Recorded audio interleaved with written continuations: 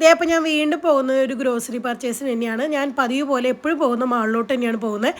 കാരണം നമുക്ക് ഇതാണ് ഏറ്റവും അടുത്ത് വരുന്ന ഒരു മാൾ. ഇവിടെ തന്നെയാണ് അത്യാവശ്യം വേണ്ട എല്ലാ സാധനങ്ങളും കിട്ടുന്നതും.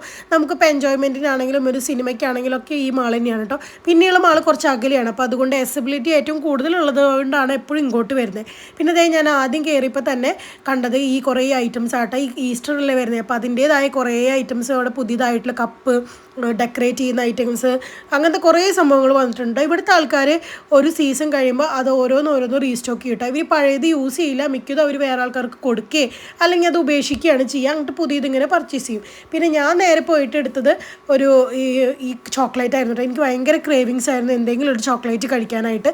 അങ്ങനെ ഞാൻ ചോക്ലേറ്റൊക്കെ എടുത്ത് പിന്നെ എന്തെങ്കിലും സ്നാക്കൊക്കെ ഉണ്ടോ എന്നൊക്കെ ഒന്ന് നോക്കി. പിന്നെ ഞാൻ കാണുന്നത് മൊത്തം ഈസ്റ്ററിൻ്റെ ഓരോ ഐറ്റംസ് ഒക്കെയാണ് വന്നിരിക്കണത്. കണ്ടോ, കിൻഡർ ജോയുടെ വലിയ എഗ്ഗ്. ഇതിൻ്റെ ഉള്ളിൽ മൊത്തം പൊള്ളയാണ് കേട്ടോ. പുറത്തുള്ള ആ ചോക്ലേറ്റ് ലെയറിങ് മാത്രമേ ഉള്ളൂ. പിന്നെ ഈ ഒരു മിഠായി കണ്ടോ, ഇത് ഫോർച്യൂൺ കുക്കീസ് എന്നാണ് പറയുന്നത്. ഇതിൻ്റെ ഉള്ളിൽ എന്തെങ്കിലും ഒരു ലക്ക് അവർ എഴുതി വെച്ചിട്ടുണ്ടാവും. പിന്നെ എല്ലാ ബ്രാൻഡുകളും ഇപ്പോൾ ഈസ്റ്റർ ആയതുകൊണ്ട് ഇതുപോലെ ഈസ്റ്റർ എഗ്ഗ് എന്നുള്ള രീതിയിൽ വലുതായിട്ട് തന്നെ ഇങ്ങനെ ഉണ്ടാക്കി വെച്ചിട്ടുണ്ട്. നല്ല റേറ്റും ഉണ്ട് കേട്ടോ. അതായത് 5.99 വെച്ചാൽ ഏകദേശം ഒരു 600 രൂപയുടെ അടുത്ത് വരുന്നുണ്ട് ഈ ആ ഒരു എഗ്ഗിന്. പിന്നെ ഞാൻ കുറച്ച് പഴമൊക്കെ എടുത്തിട്ടൊക്കെ ഞങ്ങൾക്ക് രാവിലെ എന്നും സ്മൂത്തിയാണ്. അപ്പോൾ ഞങ്ങൾ പഴം മെയിനായിട്ട് ഞങ്ങൾക്ക് വേണം. അപ്പോൾ അതുകൊണ്ട് പഴം വാങ്ങിച്ചു. പിന്നെ ഞാൻ അധികം വേറെ ഫ്രൂട്ട്സ് ഒന്നും എടുത്തില്ല.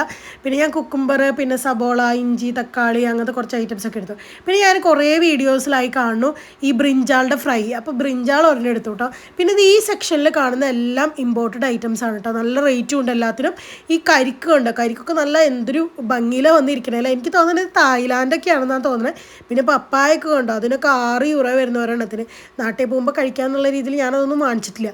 പിന്നെ ഇതേ കോക്കനട്ടൊക്കെ ഇങ്ങനെ ചെപ്പിലാക്കി വന്നിട്ടുണ്ട്. പിന്നെ ഇതേ ഞാനെപ്പോഴും ബിരിയാണി ഉണ്ടാക്കുമ്പോൾ ഉപയോഗിക്കുന്ന ഈ റൈസാണ് കേട്ടോ. സെല്ല റൈസ് നല്ല റൈസാണ്. പിന്നെ സാധാ ചോറ് വയ്ക്കാനായിട്ട് ഈ റൈസ് എടുക്കുന്നത്. പിന്നെ അങ്ങനെ നിൽക്കുമ്പോൾ ഞാൻ ഈ വെറൈറ്റി ആയിട്ട് കണ്ട് കറുത്ത കളറിൽ റൈസ്.